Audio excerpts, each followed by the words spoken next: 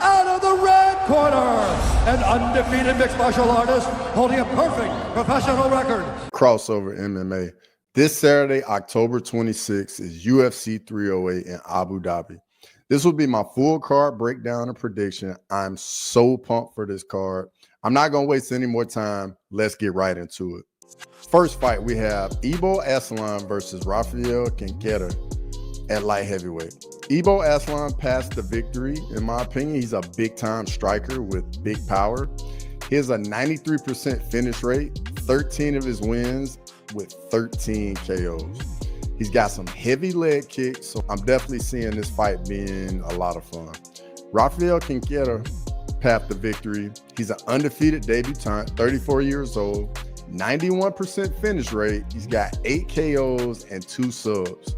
And there's something to pay attention to. Aslan's one loss was by submission. Areas of Aslan's game to be exploited, in my opinion, he's kind of a plotter, doesn't move a lot or have much head movement, so he's going to be right in front of Rafael. And what's his cardio like? Many of his fights have ended early with KOs, so seeing this fight go into the second, third round is going to be key to see where his cardio's at. Areas to exploit Rafael's game is how does he manage his nerves in his UFC debut fighting on such a big card?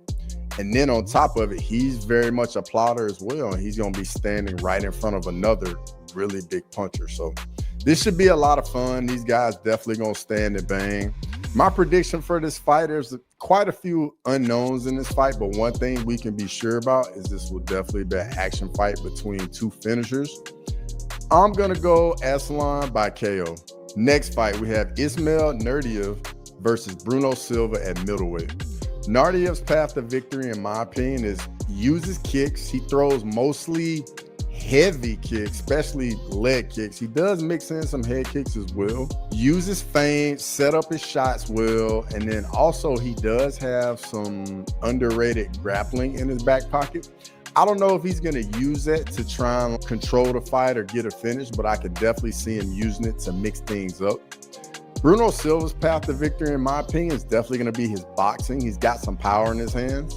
He'll have to use some good timing, as I think he'll be slightly slower in this fight, but he has to be ready to counter. Naurdiev's areas to be exploited, in my opinion, he's kind of a plotter as well, so he's there to be hit. And for Silva, parts of his game to be exploited is where's his confidence right now? He's on a 3-fight skid. He's lost 5 of his last 6. He's very hittable. My prediction, I think Naurdiev will have a slight speed advantage. Bruno Silva's defense isn't the greatest. I thought what happened in Silva's last fight with Chris Weidman was very messed up with all the eye pokes. Silva's definitely fought the better competition. I don't feel confident in this pick, but I'm going to go Bruno Silva by decision. Next fight, we have Rinat Fakhretdinov versus Carlos Leal at welterweight. Rinat's path to victory for me is going to be his pressure when he fights. When he's coming forward and he's putting the pressure on, he's much more imposing than he is when he's fighting off the back foot. He's definitely going to have to use his wrestling. I think he's going to use the pressure to try and get Leal on the cage. And then once he's backed up, he's definitely going to throw a few shots and then shoot for takedown attempts. His wrestling can definitely open up his right straight, which is very heavy, as we saw in the Kevin Lee fight. Carlos Leal's path to victory for me is he's going to have to defend the takedown attempts, and this is going to be critical for him. Stand his ground and don't get backed up to the side of the octagon. Keep Rinat at range and use his striking, as this is his best path to victory, in my opinion.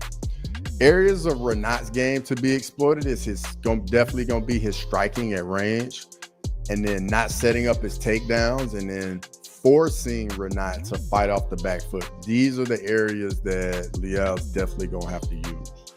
Areas of Leal's game that Rinat Fakhretdinov can exploit are he's taking this fight on short notice, so what's his cardio going to be like? What's his ability to get back up after getting taken down? That's going to be key as well.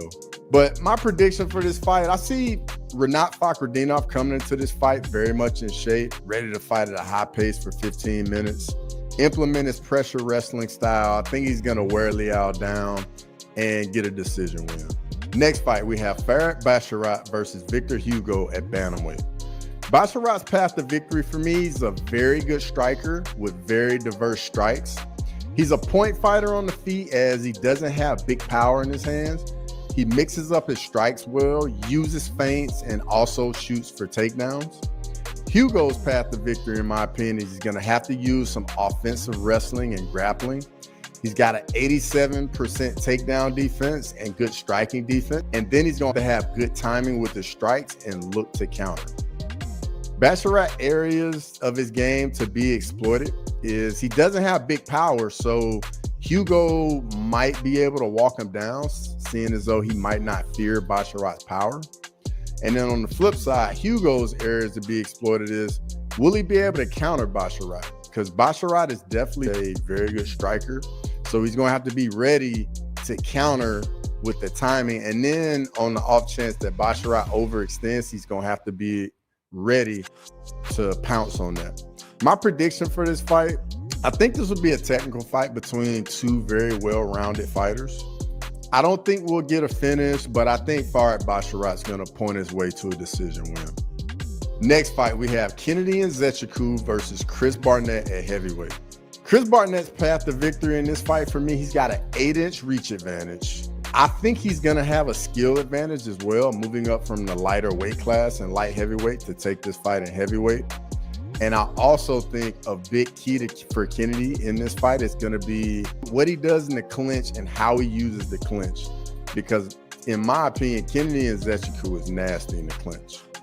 Chris Barnett's path to victory in this fight for me is Kennedy Nzechukwu is very hittable. He's a plotter, so he's going to be right in front of Chris Barnett. He's going to have to get inside of Kennedy's reach and just make it dirty with some dirty boxing on the inside.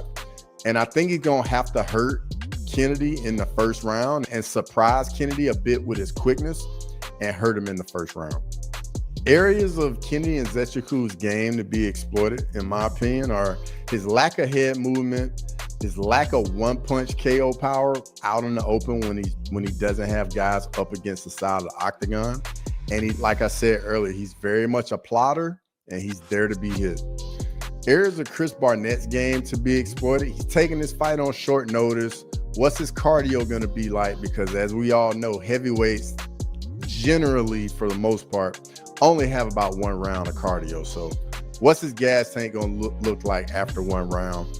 And then the clinch. Like I was saying, Kennedy Nzechukwu's knees and elbows in the clinch are brutal and nasty. So that's definitely something I see him trying to implement. And then the striking at range. Kennedy Nzechukwu is going to have a 9-inch reach advantage. So definitely be on the gas, teach to the body. Both of those strikes are going to be key in this fight. My prediction, I think the only way Barnett wins this fight is by catching Kennedy with something in the first round. As I was saying, the cardio is probably not going to be there too well for Chris Barnett. But ultimately, I'm going to go with Kennedy and Nzechukwu by second round TKO. Next fight, we have Abus Magomedov versus Bruno Ferreira. Abus Magomedov's path to victory, in my opinion, is going to be his strike at range and his reach. He uses his kicks very well. He feints well. He sets up his strikes very well and definitely is explosive from range. Path to victory, in my opinion, is he's going to have to get in the clinch, get inside with some dirty boxing, make it very dirty, pressure, and he's going to have to get through that reach disadvantage that Abus Magomedov has. Magomedov's game to be exploited is I think he can be had in boxing range, inside the clinch as well with Bruno Ferreira, and on top of it, his gas tank. I know in the Sean Strickland fight, he pretty much gassed out after one round, so this is definitely something to keep an eye on. He's very much a plotter, marauder, so he's going to be right there in front of Abus Magomedov, and I think that can definitely get him hit and get in trouble. My prediction for this fight, this is a tough fight for me if I'm being honest. I think Abus will have a slight speed advantage, and he fights at range using a lot of kicks and straight punches.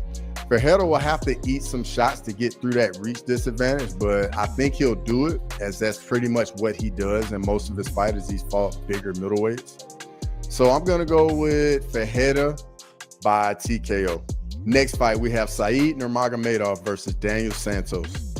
Saeed's path to victory in this fight for me is going to be his striking at range, his submissions, and his grappling. Daniel Santos' path to victory for me is going to be boxing. He uses more of a spinning back fist for his rangefinder, which is very unique. And then on top of it, Daniel Santos has to make this a dirty fight and fight at a high pace. Areas to be exploited of Saeed Nurmagomedov's game is definitely his boxing and his cardio. In the losses he's had in the UFC, he looked gassed in both those fights. So that is definitely something that Daniel Santos will need to be on and keeping a high pace. Areas of game where Daniel Santos to be exploited is if he shoots like lazy takedowns or his neck is just out there. Magomedov just snatches up people's necks very quickly. He has a very good guillotine choke and he's always ready to snatch it up. And then on top of it, like Saeed Nurmagomedov's kicks are very fast, very good. And if you're not ready, they can catch you off guard and you can definitely find your chin. My prediction for this fight, I think this will play out on the feet mostly. Santos uses his grappling a bit more offensively than Saeed Nurmagomedov does. But as I was saying, Saeed has a very good submission game. For me, if Santos makes this fight dirty and high pace, he'll definitely have a chance. But I'm ultimately going to go with Saeed Nurmagomedov by decision. Next fight, we have Mateusz Rebecki versus Myktybek Orolbai. Rebecki's path to victory for me are going to be his pressure, his power, and his grappling and wrestling. Orolbai's path to victory for me is going to be more so the striking at range and then using his offensive grappling when he gets Rebecki backed up against the octagon. Areas of Rebecki's game to be exploited is definitely his reach. He's going to be at a 10-inch reach disadvantage. And he's coming off a bad beating to Diego Ferreira about 5 months ago. So where's his head going to be at? Where's his confidence going to be at? And I think those are areas of his game to be exploited. Orolbai's game, he's going to have to stand his ground. Rebecki definitely is a much better fighter when he fights off the front foot. So Orolbai can't get backed up against the side of the octagon. He's going to have to stand his ground in the center of the octagon. And then Rebecki does have some big power in his hands, so he can't get clipped with anything on the chin. My prediction for this fight, I think this is going to be a really fun fight. Both guys are gritty, super tough. I think Rebecki's reach is a big issue for him in all of his fights, but he finds a way to make it work. Orolbai is a well-rounded mixed martial artist, has skills everywhere the fight goes. The only question I have for this fight is, how does he fight off his back? Because Rebecki's going to shoot for a takedown at some point. But I think this is another tough fight for me, but ultimately, I'm going to go with Orolbai decision. Next fight, we have Geoff Neal versus Rafael dos Anjos. Geoff Neal's path to victory for me in this fight are going to be his boxing and his footwork, being strong in the clinch and having solid takedown defense. RDA's path to victory for me are getting inside, the boxing, and the clinching. So RDA, he's a bit undersized at welterweight. So for me, he always has to get inside and he always has to make it a dirty fight. When he gets in the clinch, he's going to have to try and use some trips and takedowns to implement some grappling, because I think his grappling is definitely something he needs to use in this fight. And use some leg kicks, because Geoff Neal is very much a boxer and he's very heavy on that lead leg. So that's something else we need to watch to see if he tries to implement. Areas of Geoff Neal's game to be exploited are definitely his grappling, his cardio, because he's primarily a boxer. Once you start mixing in that grappling on him, it starts draining his gas tank big time. And like I was saying earlier, he's heavy on that lead leg. So I definitely think RDA needs to go at him outside leg kicks. Areas of RDA's game to be exploited are his boxing. The reach disadvantage was a 5-inch reach disadvantage. And his age. RDA has been doing this a long time. He's 40 years old. And as I always say, Father Time is undefeated. My prediction for this, I think Geoff Neal will have a big boxing and power advantage. He'll be the naturally bigger guy. And I also think RDA's age is going to slowly start to creep up on him. But I'm going to go Geoff Neal by TKO. Next fight, we have Shara Magomedov versus Armen Petrosyan at middleweight. Shara Magomedov's path to victory for me are his distance striking, primarily his kicks. His boxing isn't the greatest. He doesn't really use his jab much, and he's gonna have to keep this fight on the feet. I think he has a big hole in his game when he gets taken down and he can get held down. And I also think he's gonna have to stay out of the clinch. He has some decent knees in the clinch, but I think if he's in the clinch, the possibility of him getting taken down is too great. Petrosian's path to victory for me are takedowns, getting in the clinch, using trips, and then when they're on the feet, he's got to stay in boxing range. Shara Magomedov's areas to be exploited definitely are his boxing. That is definitely something that you can take advantage of if you're arming Petrosian. His takedown defense, and then once he's been taken down, he's not very good at getting back up to his feet, and I definitely think that's something he needs to continue to work on to get better at. And then also his cardio. His last few fights have gone to decision, and he's looked a bit winded. I'm not going to say he was gassed, but definitely looks a little winded. Petrosian's areas to be exploited are definitely the distance striking, which I think Shara is going to have an advantage with the kicks. And then on top of it, Petrosian doesn't really have a lot of power. He has 0 finishes in the UFC. This is another tough fight for me because I see very clear path to victory for both fighters. If Shara keeps this fight on the feet, I think he cruises to a win. But on the other side, I think Petrosian has a clear path to victory using some grappling. And I think it's just going to come down to his fight IQ. But I think Petrosian is going to fight smart and implement the grappling and hold Shara Bullet down and win a decision. Next fight, we have Magomed Ankalaev versus Alexander Rakic. Magomed Ankalaev's path to victory for me are going to be his counter striking and his slow, methodical pressure, and then mix in some wrestling. Rakic's path to victory are going to be his leg kicks, whether that's inside or lead leg kicks, as they're going to be southpaw orthodox. And he's going to have to keep the fight on the feet and not get taken down by Magomed Ankalaev. And he's definitely going to have to lead the dance because Magomed Ankalaev is much more of, he's a natural counter striker.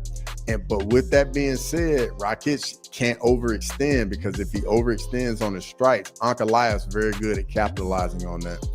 Rakic will have a 3-inch reach advantage. Areas of Magomed Ankalaev's game to be exploited are his leg kick defense, lack of leading the dance because he's a natural counter striker, and that also can slow down his pace big time. Areas of Rakic's game to be exploited. Where's his confidence? He hasn't won a fight since 2021. He's coming off a TKO loss at UFC 300 to Yuri Prochazka. But my prediction for this fight, I think Rakic is going to come out with a chip on his shoulder trying to prove everyone wrong. Ankalaev's counter-striking ability is going to give Rakic some concern. I think there'll be a lot of feinting, distance striking. Rakic will be in this fight for sure, but I'm also curious to how he responds to some adversity. But with that said, I'm going to go with Magomed Ankalaev by decision to set up the title fight with Alex Pereira. Next fight, we have Lerone Murphy versus Dan Ige at featherweight. Lerone Murphy's path to victory for me is mixing the martial arts. Fighting at a high pace, he lands over 5 significant strikes per minute. Keep Dan Ige guessing with the striking, the clinching, and the wrestling, and uses athleticism and his speed. Dan Ige's path to victory for me are the boxing, his takedown defense, and fighting off the front foot. Parts of Lerone Murphy's game to be exploited are his lack of power, and he hasn't faced much adversity in the UFC. Dan Ige's areas of his game to be exploited is, can he be taken down and held down by Lerone Murphy? And then on top of the clinch. Lerone Murphy's very strong in the clinch. So I definitely think being held up against the side of the octagon is not someplace Dan Ige needs to be. My prediction for this fight, I think Lerone Murphy will be careful with Dan Ige as he has one-punch KO power. I think Murphy mixes the martial arts well, and it'll make Dan Ige a bit tentative. I see Lerone Murphy leading the dance and winning a very tough decision. Next fight, we have the co-main event, Robert Whittaker versus Khamzat Chimaev. Robert Whittaker's path to victory for me are going to be his takedown defense, surviving the round 1 avalanche that is Khamzat Chimaev, striking at range, and mixing in his feints before he blitzes. He has to fight on the front foot because it makes it much tougher for Khamzat to wrestle when Khamzat's on his back foot. Khamzat Chimaev's path to victory for me are going to be his chain wrestling, the takedowns, and his control once he gets the takedown. His gas tank management, cardio management, submissions, ground and pound. He's got an 85% finish rate. He's going to have to improve his head movement because in the past, he doesn't really move his head off the center line much. And then I think he's going to have to be a bit more calculated in his takedown attempt from range. The first shot might not work as Whitaker holds his lead hand pretty low. Areas of Whitaker's game to be exploited. I think we definitely saw in the DDP and Jared Cannonier fight that Whitaker's susceptible to the southpaw jab or the power jab. Trips from the body lock, and we saw that from the DDP fight. Takedown attempts when he's blitzing, because when he comes in, when he blitzes, it's a perfect time for Khamzat to shoot right underneath him. And then on top of it, what's Robert Whitaker's submission defense like? Like, we haven't really seen much of it, and it's definitely going to be tested in this fight. Areas of Khamzat Chimaev's game to be exploited are definitely his head movement, his cardio and gassing out as he goes so hard and he goes at such a frantic pace in the first round. And then another one that I think a lot of people don't talk about is his leg kick defense. Khamzat Chimaev hasn't checked one leg kick since he's been in the UFC. And this is definitely something I think Whitaker should invest early in. And I think it'll pay dividends. This is another super tough fight for me. I think the first round will tell us a lot about this fight. Does Khamzat come out at that crazy pace in the first round like he always does, or does he manage his gas tank a little better? I think Whitaker is going to be a game opponent and be the toughest opponent Khamzat's faced so far. If Khamzat gets Whitaker down on his first takedown attempt, Whitaker will be in big trouble. If Whitaker stuffed the takedown attempts and keep this fight on the feet, Khamzat, on the flip side, will be in big trouble. This fight is one extreme and the other. I still believe in Khamzat Chimaev after all the fight cancellations and missing weight at UFC 279. Seeing what Khamzat did to Kamaru Usman in round one of their fight was very opening for me. Yes, Usman is a welterweight, but Khamzat completely ragdolled him, controlled him, and nearly finished him by submission in the first round. This isn't something that happens to Kamaru Usman. I think Khamzat's wrestling, grappling, submission game will be too much for Whitaker, and I'm going with Khamzat Chimaev by submission. I can very easily see Whitaker winning by TKO after 3 rounds or by decision, and that wouldn't surprise me at all. Next fight, we have the main event between Ilia Topuria and Max Holloway at featherweight. This is the big one. Ilia Topuria's path to victory in this fight for me are going to be his boxing combinations, leg kicks, implementing some wrestling, grappling, slipping, and countering Max Holloway's jab and his strikes. Max Holloway's path to victory for me in this fight are going to be his footwork, his head movement, getting in and getting out, circling, making Ilia reset, doing a good job at fighting at range behind that jab, and just using volume. Areas of Ilia's game to be exploited in this fight for me are going to be the height disadvantage, his leg kick defense. He's hit very heavy on the lead leg as he has that bladed stance and is much more of a boxing stance. And he's also very susceptible to lead head kicks. Max Holloway's areas of his game to be exploited is, how's he going to do going back down to 145 after fighting at 155 in April at UFC 300? I'll include a picture. You can see what his face is looking like, and that'll gauge it in your opinion. Even with the footwork and head movement, Max Holloway still does get hit a lot. And then on top of it, does he in fact have an issue with the shorter, stockier fighters as we saw with Alexander Volkanovski? My prediction for this fight, this is a really, really tough pick, guys. I've been back and forth on this fight for months since it got announced. I see Max and Ilia both having success. I think Ilia is going to use the first round to download some data on Max, just like he did with Volk. I think Ilia is going to set a slower pace in the first round to try and condition Max to think he moves at that pace. As the fight goes on, like the second, third round, I think Ilia is going to start to explode a little more after making some reads. Max Holloway's footwork and his jab will give Ilia some problems in this fight, in my opinion. If Ilia wants to win, he's going to have to walk through a little fire to do it. And if Ilia can get past Max's jabs, kicks, and boxing and get inside to that dirty boxing range, I see him using those nasty combinations. I think this fight is going to be an all-time classic and just be a war. I see both guys taking a lot of damage, Max landing a lot of volume with the jabs and the kicks. I think Ilia will land the heavier strikes as he moves inside into that dirty boxing range. I'm also very curious to see if Ilia uses any grappling in this fight. Ilia has really good wrestling and grappling as it's his base to MMA. I think it would be very smart of him to mix it in just like Vogt did in the second Max fight. This is a really tough pick for me, but ultimately I'm going to go with Ilia Topuria by decision and still. Let me know what you guys think. As always, questions, comment, feedback, always appreciated. And until next time.